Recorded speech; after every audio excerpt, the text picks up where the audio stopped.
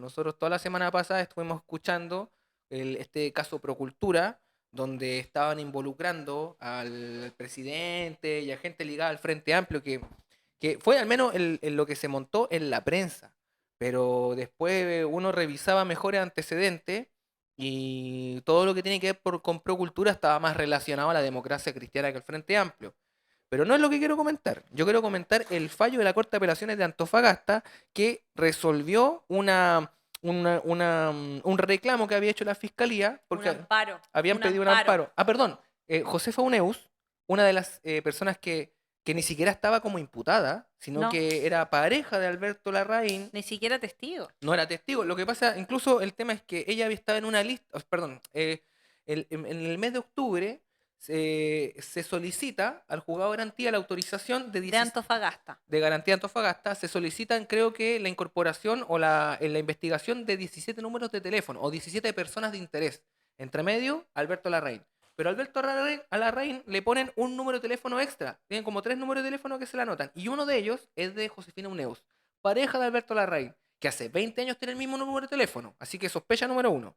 Después se presentan, el juzgado de garantía de Antofagasta autoriza, hacen las escuchas telefónicas y de repente los ratis están escuchando estas llamadas telefónicas y encuentran que este Alberto Larraín no suena como un Alberto Larraín, po.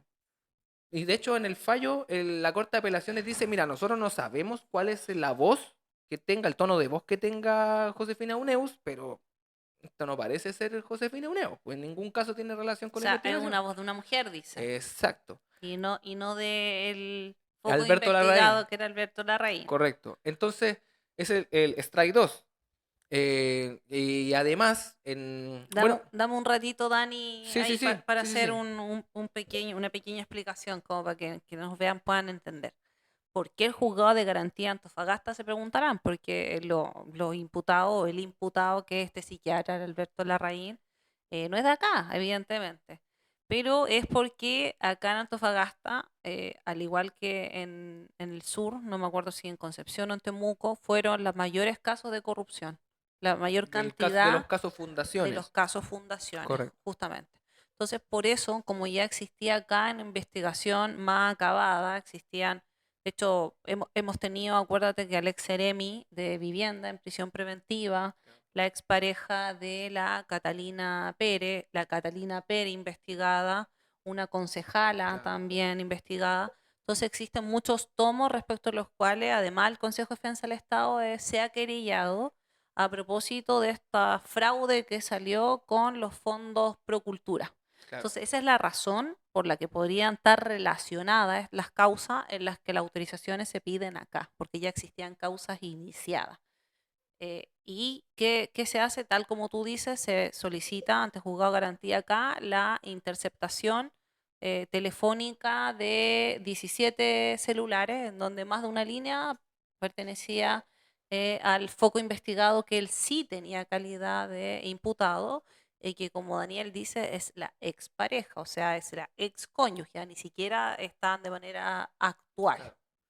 Entonces, porque yo recién decía un rayito de luz, porque sale un fallo que ha sido halagado y ha sido comentado más en los medios porque fue contundente en varios aspectos. Uno de ellos lo decía Daniel, así que Era algo que reclamar. Mira, yo al leer el fallo lo encontré un fallo muy interesante porque reclama particularmente el rol de la fiscalía y el rol del juzgado de garantía, además de lo que hacen las policías. Acusa una ilicitud ramplona, o sea, así en esos términos, ramplona, que no fue advertida por el juzgado de garantía. O sea, era una ilicitud que se notaba a simple vista, saltaba a la luz.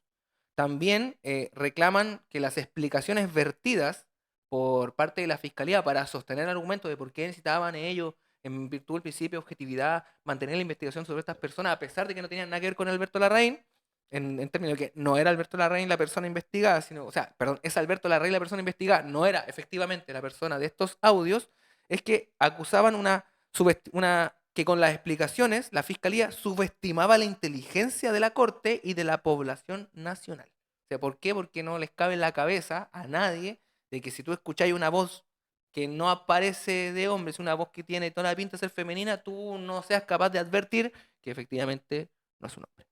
Y después de 2 semanas se sigue escuchando y más encima se Lo filtre eso, registran, claro, y lo además transcriben. se filtraron esa... Mira, y Y ahí aquí es vamos, donde entraba el debate, disculpa, sobre si era política o no la cuestión de la persecución.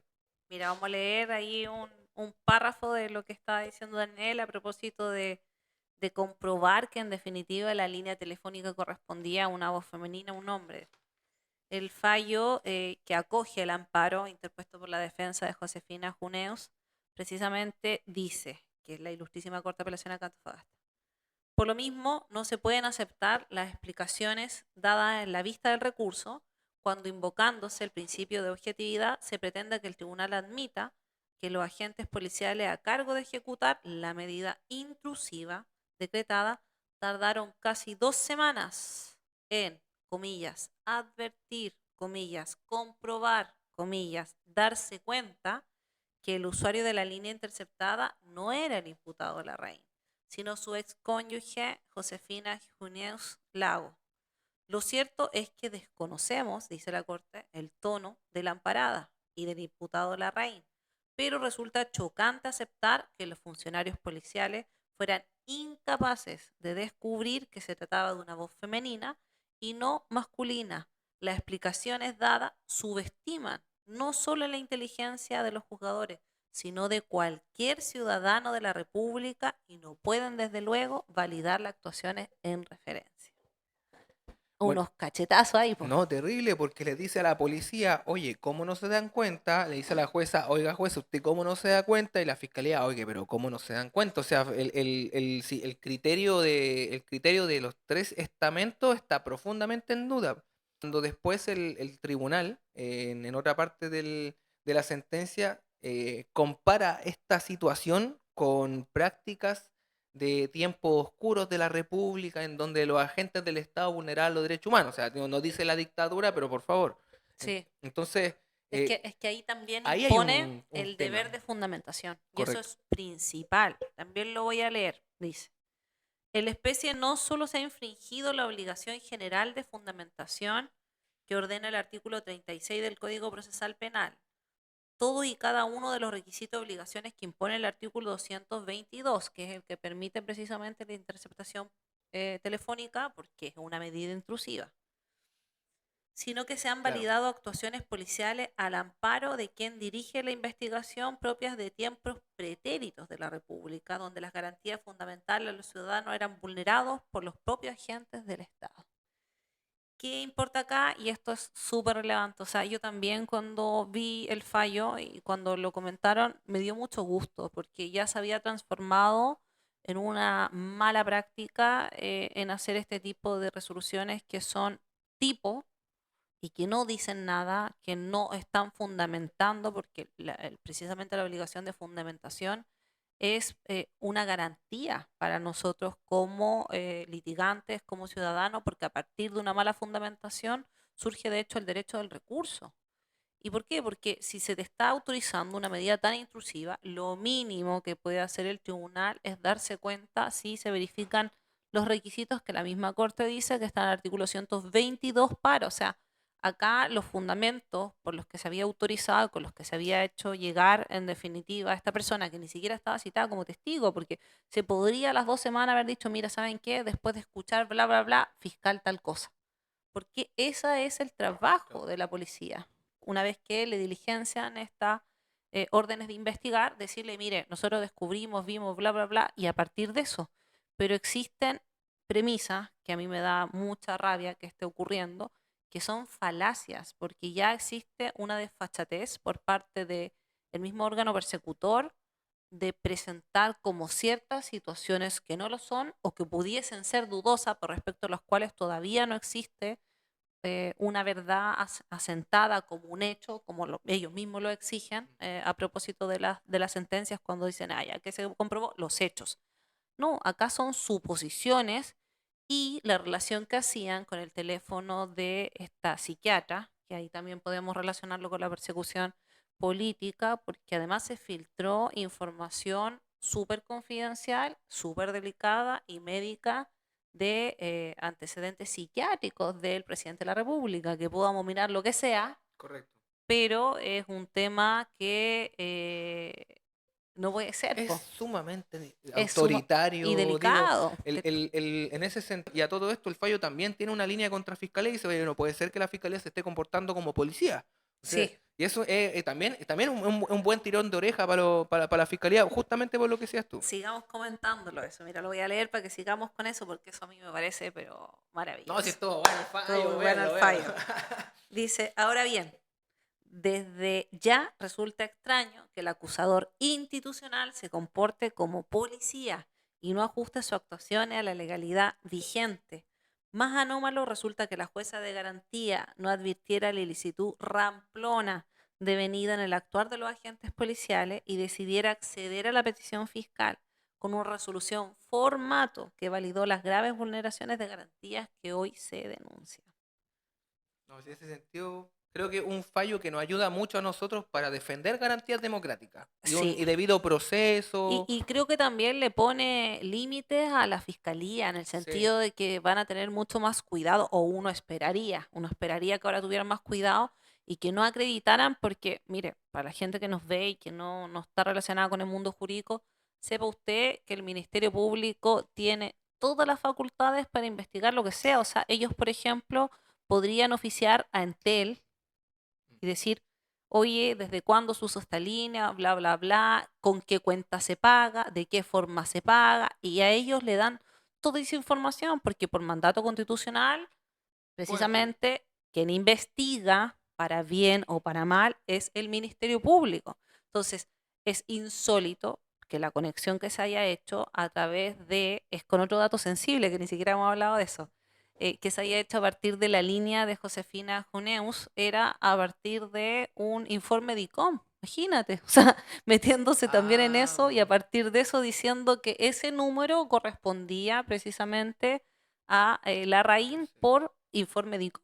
O sea, y esa era toda la conexión que tenían para decir que Ah, no, ese eso no lo había número, visto. sí, que ese número era el que correspondía también a él, y por eso era una persona a la que tenía que ser investigada porque tenía más de un teléfono, pero que era un informe que tú sabes y que de hecho la misma corte también en el fallo lo analiza y que dice que son em, informes que permanecen a veces de manera continua en los datos hasta como en esta nube de internet que nunca se borra. Claro.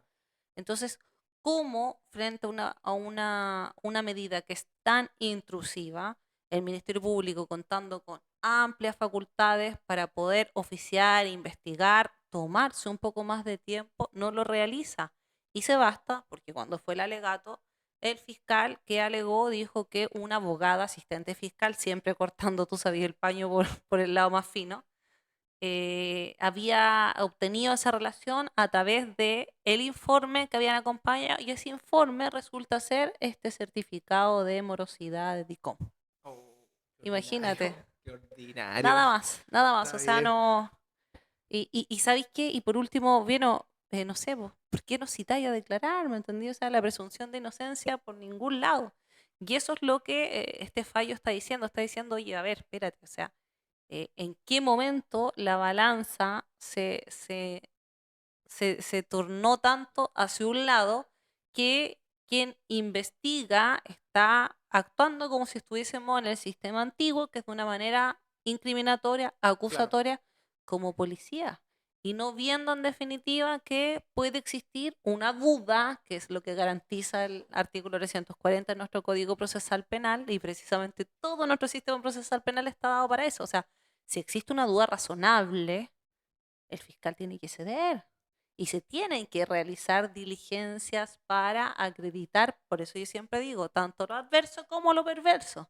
Pero resulta ser que existe una práctica de hace tiempo que no, que el fiscal, quiera o no quiera, no No, persigue. persigue, Persigue. persigue, Correcto. persigue, persigue, persigue. Así que muy bien, la Corte de Apelación de Antofagasta, Sí, ese ¿no? fallo habrá que revisarlo y estudiarlo un poco. Se las Totalmente. mandaron porque es para citarlo, ¿ah? A partir ahora de todas estas resoluciones tipo, justamente citarle este párrafo en donde decirle, y yo te decía, le impone una obligación a varios, no solamente al Ministerio Público, para que ellos puedan tener eh, que hagan su pega en realidad, bien investigado, o Sí. sea, decir ya, mire, vamos a pedir, no, No, y al pero